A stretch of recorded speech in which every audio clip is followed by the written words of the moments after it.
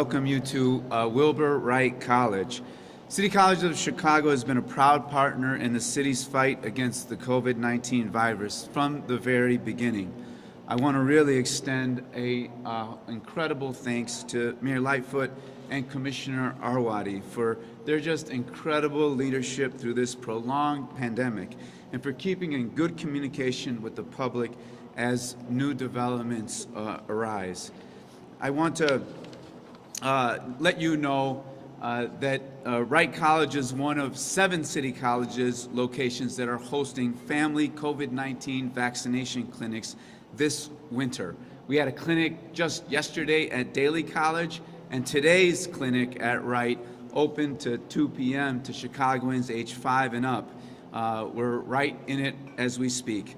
Families are here getting the Pfizer vaccine for children and adults. The clinic also offers the Johnson & Johnson vaccine for adults. Next weekend, families can go to Kennedy King College on Saturday from 9 a.m. to 2 and Olive Harvey College on Sunday. Then on December 18th, they can head to Truman College, and on December 19th, they can go to Malcolm X College for the shot. With the latest news of the Omicron variant, it is even more important to get vaccinated and boosted. I'm going to say a few words in Spanish before I hand it over to our next speaker. Soy el rector de los Colegios Comunitarios de Chicago, Juan Salgado. Les doy la bienvenida a Wright College. Los colegios comunitarios de la ciudad de Chicago han sido un socio en la lucha contra el virus COVID-19 desde el principio. Quiero agradecer al alcalde Lightfoot y la comisionada Arwady por su increíble liderazgo durante toda esta pandemia. Quiero que sepan que este colegio, Wilbur Wright, y todos nuestros colegios están sirviendo como clínicas de vacunación para familias. Abren a las 9 de la mañana, cierran a las 2 y como estamos aquí hoy, la próxima fin de semana vamos a estar en Kennedy King College, el sábado en Olive Harvey College, el domingo, luego el 18 de diciembre en Truman College y el 19 de diciembre en Malcolm X College. Quiero ahora presentar e invitar a una persona que ha estado trabajando muy duro en la comunidad para asegurarse la vacunación de nuestra comunidad.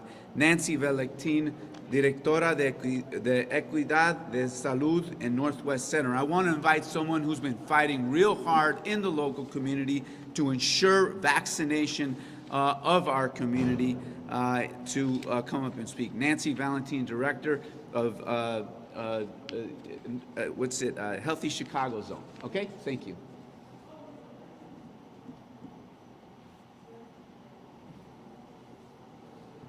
Good morning. My name is Nancy Valentin, Director of Health Equity and Regional Lead for the Northwest Healthy Chicago Equity Zone. At Northwest Center, we recently celebrated our first dose vaccination rate of 84.6%. Northwest side, we have done a really good job, and yet we are remaining vigilant and continue to advocate for the vaccine. Every week, our team does knock on 500 doors to give residents PPE, information on our services, and a flyer to our mobile clinic located at the Bricktown Square Mall in the Alderman 36 office. Now that there's a new variant, we have to keep fighting, and our neighbors have taken notice. Our vaccination rate at our mobile clinics has tripled in the last month. Just yesterday, we vaccinated 200 people. We have worked with CDPH's team to obtain maps and other resources that have allowed us to see the census tracts that have the lowest vaccination rates, allowing us to reach out to those who need us the most. Our internal team at Northwest Center has also creatively developed an app that would allow us to track our outreach work even further so that we can optimize our efforts. We continue to reach out to families and to other residents about the children's vaccine and the booster shots. And while we know this wave can be different from the last, we are working together with our neighbors so that we could get through it safely. It's important to keep in mind that we do live in a cold state, so a lot of our outdoor activity has moved indoors. a lot of the families are getting together. So in the next week, we do plan to provide more information on more sites as families gear up, students come back from college, and they get ready for the holiday season. However, the best outreach is you. So if you've gotten your vaccine, we implore you to tell your family and friends about what led you to your decision.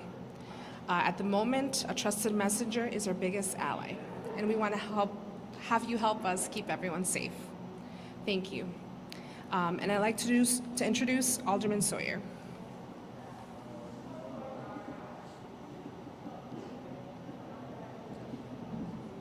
Thank you. Good morning. For the record, my name is Roderick Sawyer, and I serve as Alderman of the 6th Ward and Chairman of the Health and Human Relations Committee. But more importantly today, I am vaccinated or vaxxed and boosted. But most important, those in the city of Chicago and all over the country, what's your status? We need this pandemic to be resolved, and it is resolvable. But it takes all of us collectively to get this done. So when you ask yourself, what's your status? And if your status is, I have not yet received a vax, talk to people. Like our prior speaker said, talk to someone that you trust, someone that you know, and have a good conversation about why it's important to have this vaccination, because we can beat this virus. But it's a collective effort. All of us have to be involved. All of us have to stay strong. And as I state here today, someone who has been extremely strong in this, who has been following the science and pushing the city towards 100% vaccination is none other than our Mayor, Mayor Lightfoot.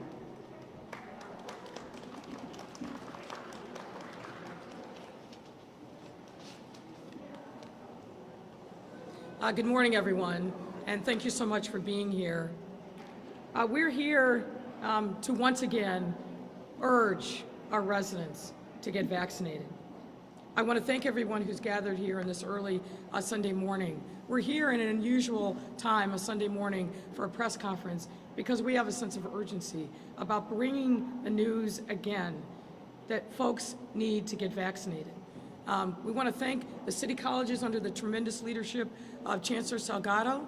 I want to thank Alderman Sawyer, who's been very steadfast throughout the pandemic and being our partner and urging people to get vaccinated and really leading by example in the way that he has demonstrated to folks that following the public health guidance is so critically important. We want to put the pandemic and leave it in 2021. We're down to the dwindling days of this long, hard year. But we won't be able to put this pandemic behind us if we do not step up as a city, everywhere, everyone, and get vaccinated and get boosted. We're concerned about Omicron, and Dr. Arwady will talk more about that. There's still a lot that we don't know about this new variant. We know that it's a variant of concern, but we also know from the data so far that this variant spreads faster than any other form of the virus that we've seen to date. That should be cause for concern for everyone. So we want to make sure that people can get through the noise and understand this simple message.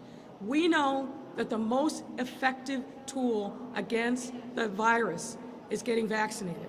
We've made tremendous progress in the city, and particularly since we announced the challenge of getting to 77%. We beat our own estimate by a month, but still more work to do. We need to make sure that our seniors, 65 and older, are continuing to get vaccinated, and if you've been vaccinated, to get that booster. We need to make sure that our children from 5 to 11 and 12 to 17 continue to get vaccinated. That's a significant challenge. And as CEO Martinez said from the very beginning, it's not just a shot for the moment, it's an investment for the rest of the school year, and that too is critically important. I want to make sure that no one is ambiguous about the sense of urgency that we must have as a city. If we're going to move forward, if we're going to continue to make sure that life returns to normal, the vaccine is the only path forward that we have. One tool that we've been using is Vaccines at Home, a tremendous program initiated by our Department of Public Health. Every week we're seeing, week after week, that this program sells out, meaning all the appointments are taken up. We're expanding our offerings, and I'm here to announce today that we're moving this program from 5 days a week to 7 days a week, because the need is there. So if you sign up, get your entire household vaccinated. We will come to you. We will bring the vaccine. We will make sure that you are taken care of. But the bottom line here, folks, is don't gamble. Don't mess around. As Nancy said, the most important thing that you can do if you are undecided is to make sure that you educate yourself. But importantly, for those of us who are vaccinated, find someone in your network. You probably know who that person or those people are.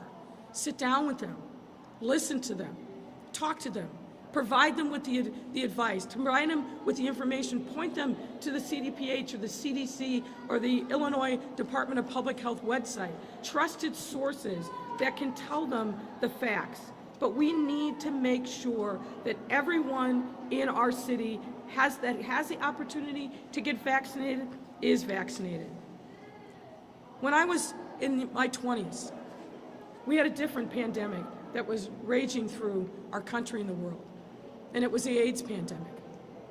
And back in those days, groups like ACT UP and other activists coined this phrase: how many more have to die? How many more have to die? Every single day, I look at the numbers, and every single day, I know that in our city, people are dying of COVID-19. Now, the circumstances from the 1980s and 90s could not be more different. Back then, we had a federal government who ignored the crisis and the pandemic that was crushing the lives of too many people. They didn't even acknowledge it. And all the hate that sprung up at that time was truly remarkable. But now we have a federal government that is in this fight with us. And unlike then, we have a life-saving vaccine. There is no reason why we cannot use the tools that we have now, notably the vaccine, to save lives in our city. It is that approach, with that sense of urgency, that I wake up every morning and I go to bed every night. We have to step up in this time, get the word out, talk to our friends, our neighbors, our family members, people in our network who remain unvaccinated. This Omicron variant is real. It is spreading. And while it's not detected here yet, it's only a matter of time that our surveillance sees it. It's all around us in Michigan and Minnesota. It first was detected in the United States and California. It's coming here, and we've got to be ready. And the only way that we can be ready is to be vaccinated. That is critically important. So folks, get off the sidelines. Talk to the people that you know and love. And those of you who are waiting, now is the time. Do not take the chance with your life, with the life of someone that you love, with the life of a coworker, a family member. Get yourself vaccinated. Thank you. And now I'd like to welcome Dr. Arwady to give us more details. Thank you, Doctor. Thank you, Mayor Lightfoot. So as you heard, we have not yet detected the Omicron variant here in Chicago or here in Illinois, but I do expect that to happen likely within a number of days. There are multiple examples of case investigation going on right now, where we know that there are people who have been exposed to the Omicron variant, that we are doing aggressive case investigation, testing, and contact tracing on.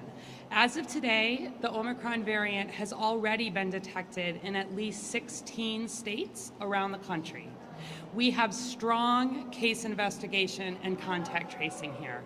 I'll remind you that every single time a Chicago resident is diagnosed with COVID, our case investigators are reaching out to talk to that person, to talk to them about their contacts. What have they been doing during the time they were potentially infectious? And then our contact tracers reach out to those individuals.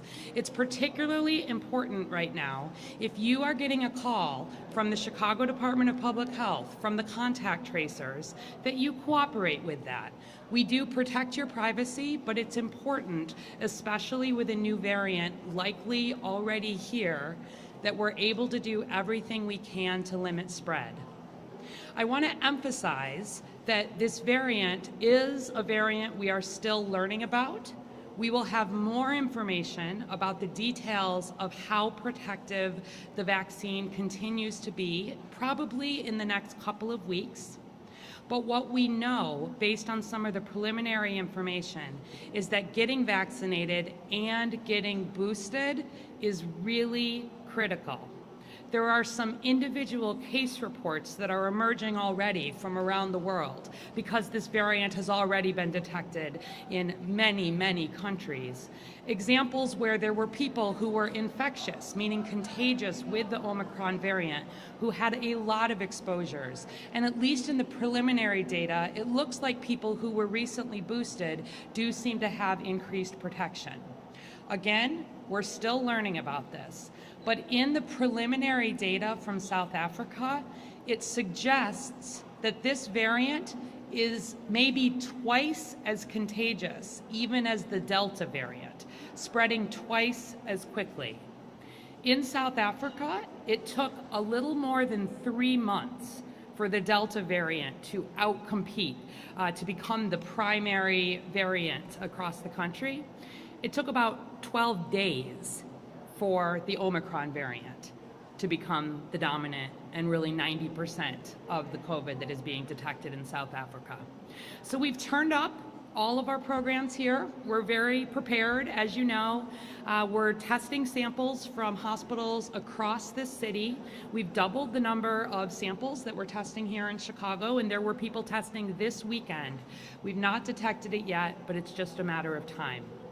I want to emphasize, though, that regardless of Omicron, we are very much in a surge already with Delta.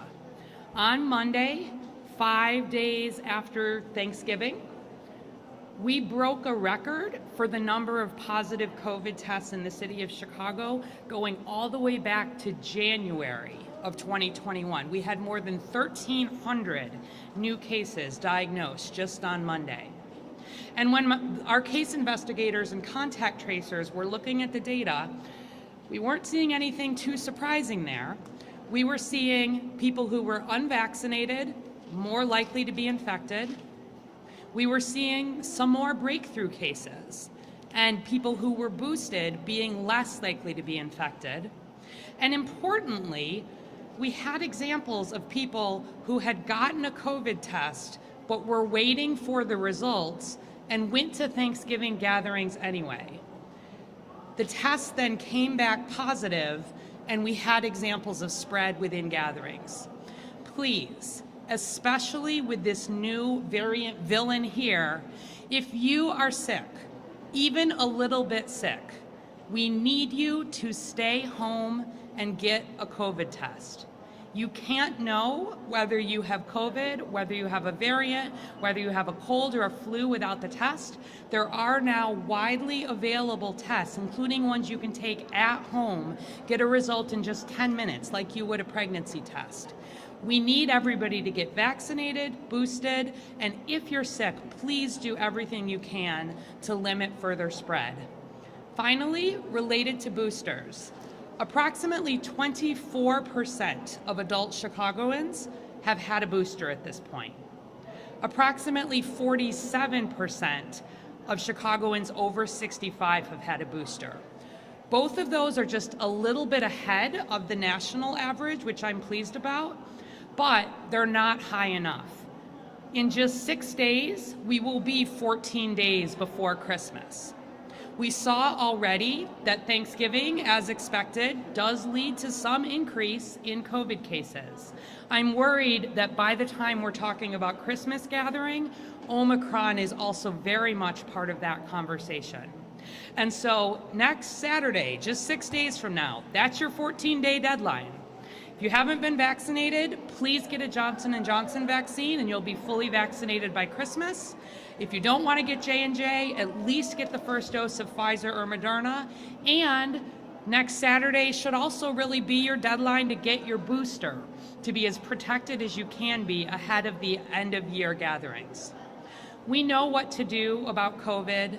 The things that we need to do for the Omicron variant at this point are the same, but there are still too many people unvaccinated, unboosted, and not taking the very first piece of advice: stay home if you are sick.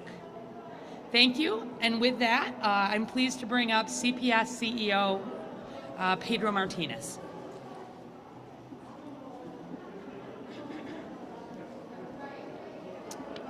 Thank you, Mayor. Thank you, Dr. Awadi, Chancellor Juan Salgado, our Health Equity Director, Nancy Valentini, who's done a great job in Hanson Park, our Alderman Sawyer. Thank you.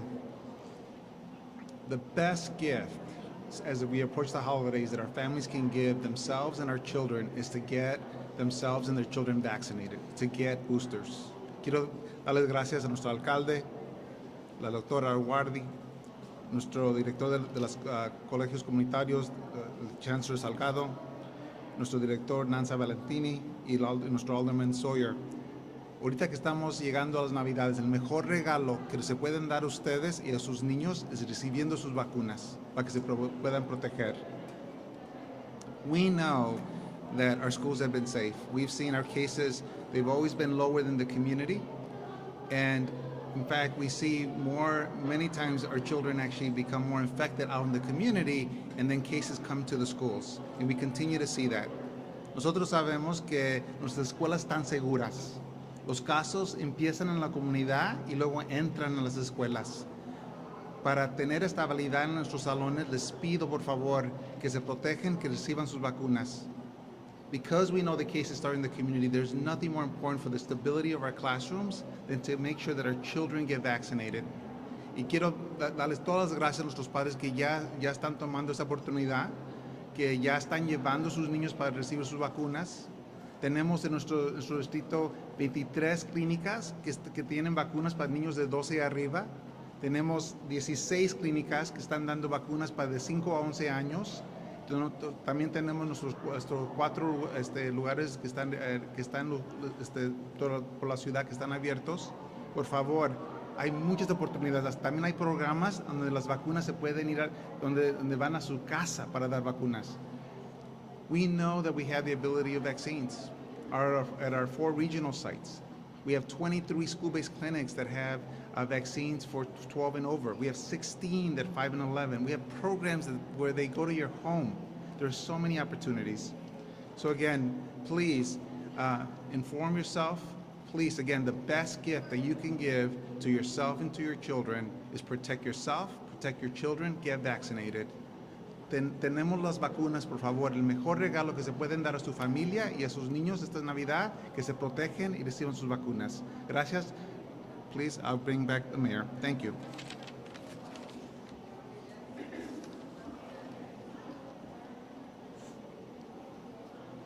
Before I take your questions, I just want to make one more comment. As we've been sitting here, we see these young people, pardon me, who are getting vaccinated. And they're all coming because they get their little capes to help fight coronavirus. These children are incredibly brave and obviously being supported by their parents and guardians. Let's follow the example of these children and make sure we get vaccinated. Let's put our cape on to fight this horrible, deadly disease by getting vaccinated. Thank you. Happy to take questions. Thanks a lot, Mayor. Members of the media, my colleague Alejandra, she'll pass down the mic to you. 2 questions per reporters, and we'll start with on-topic questions first. Do we have any? All right. Okay. Evelyn Holmes, ABC 7. Do you want me to hold? Okay. I'm not used to not holding the microphone. It's really weird for me. You can give her the microphone if you like. Okay. Are you, with respect to this variant, the new variant, how concerned are you about, and I don't know if the CEO wants to deal with this, how concerned are you about any possible shut down or going to remote because of a spread?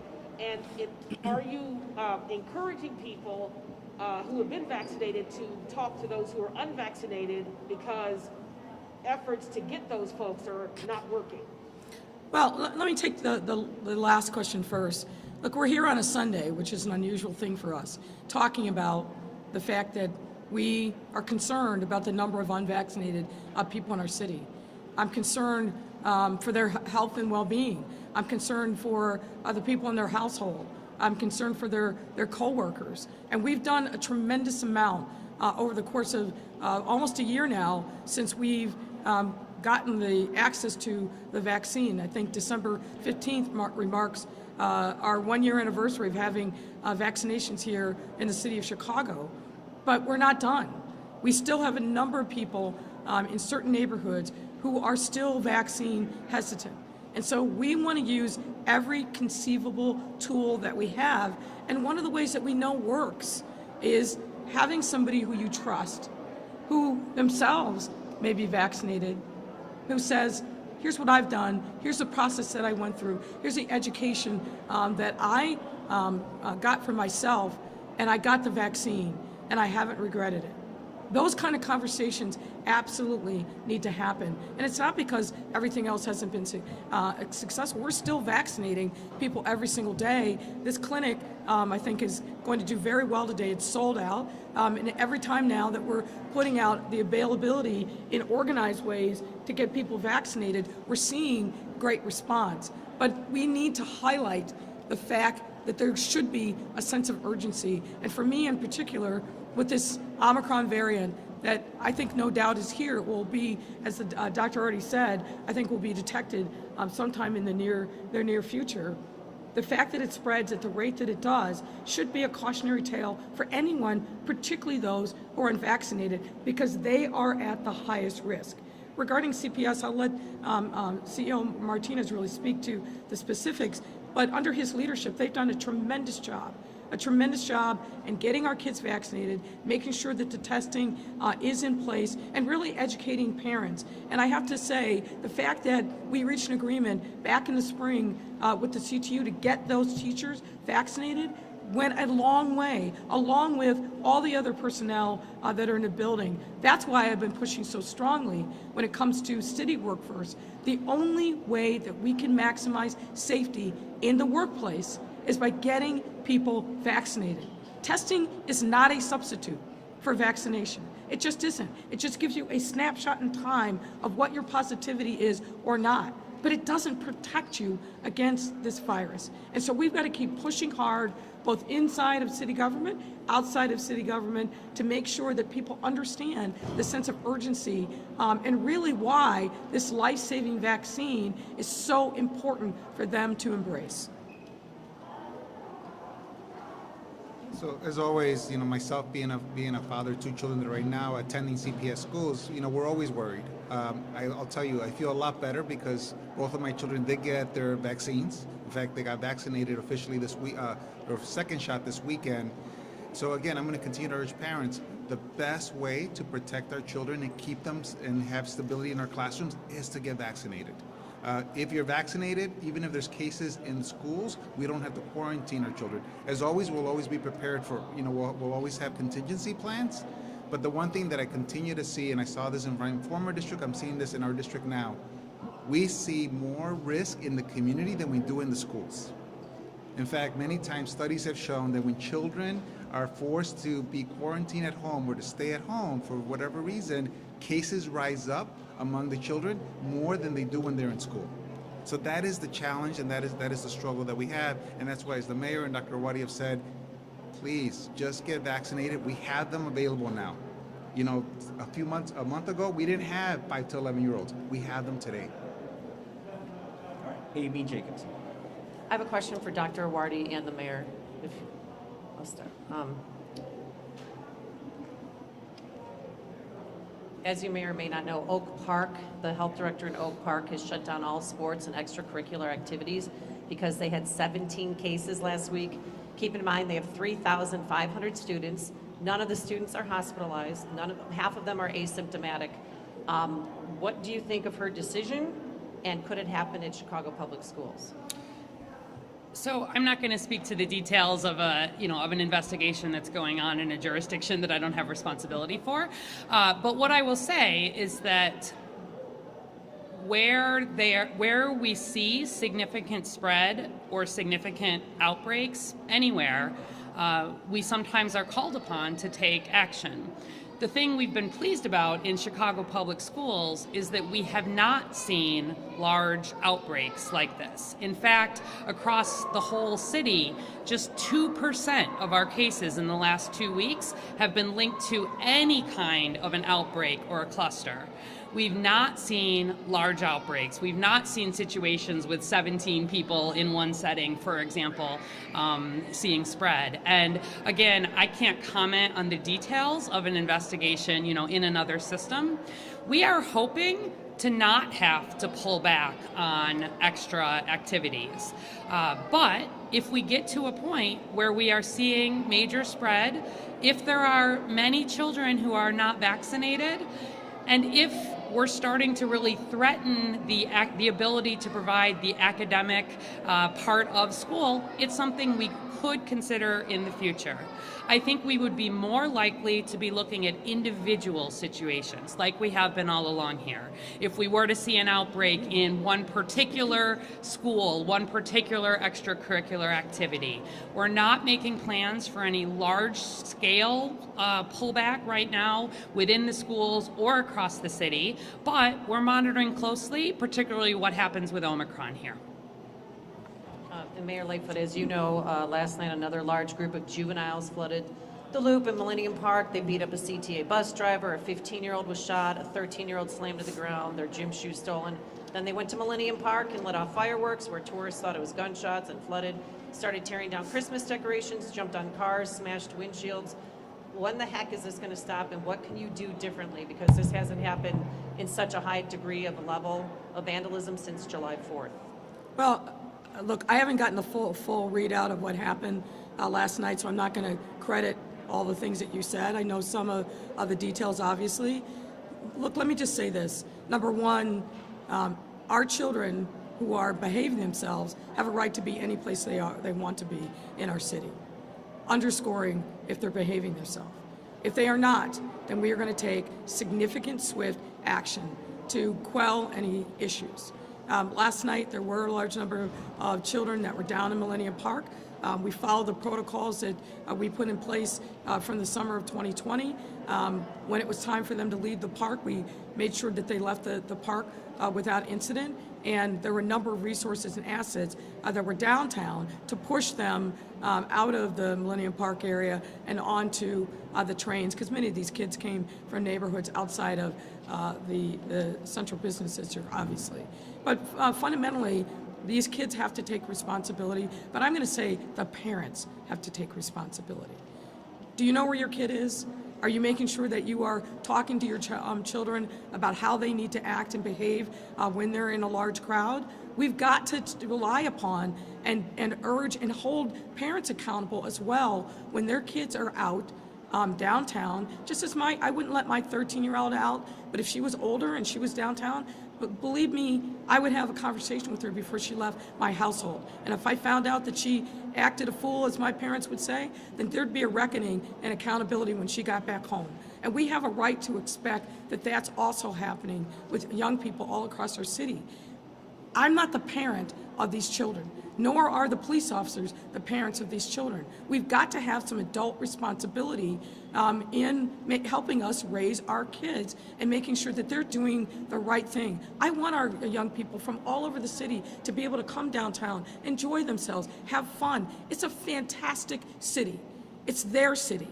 But they've got to do it in a way that is responsible and respectful of the rights of others. And if they aren't, we're going to hold them accountable. We shouldn't have to get to that point, but if we do, we will. Thank you, Mayor. Judy Wang, Kabijia. I have a follow-up with Dr. Arwani.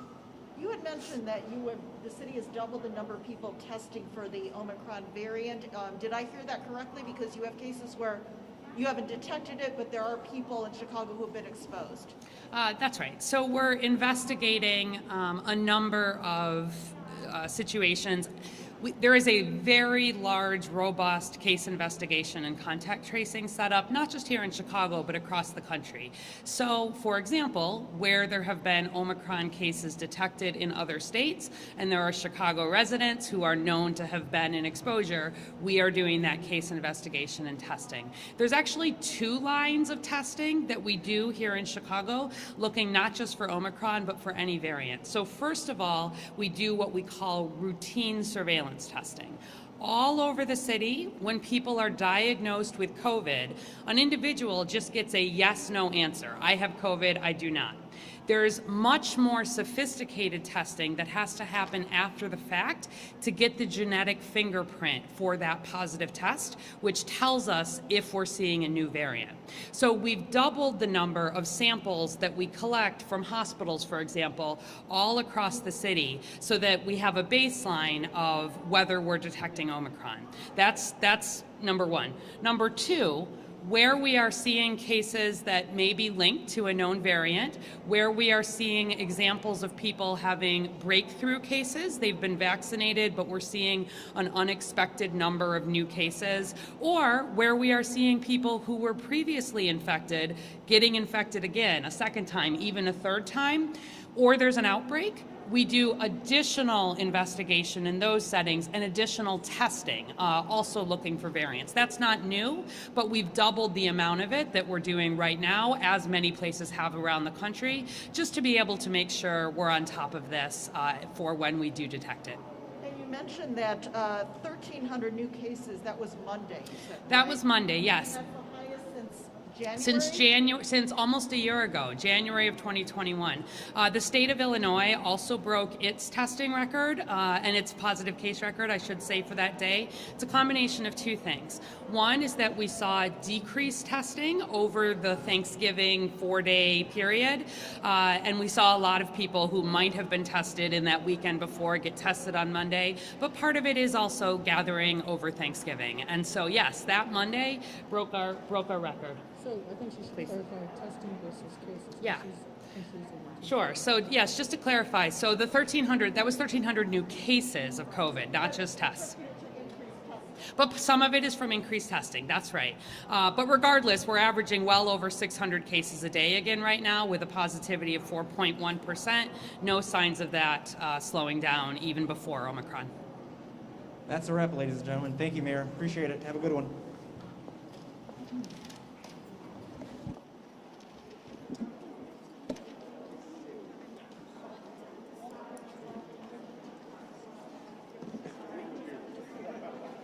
Did I screw up your shot? I went up a little bit higher. Okay.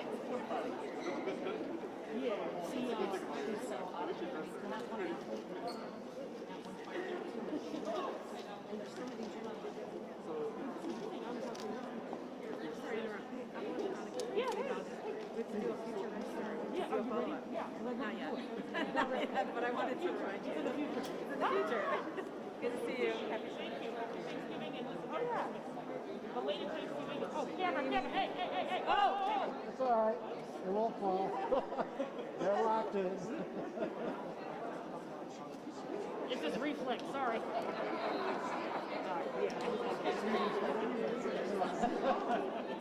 I mean,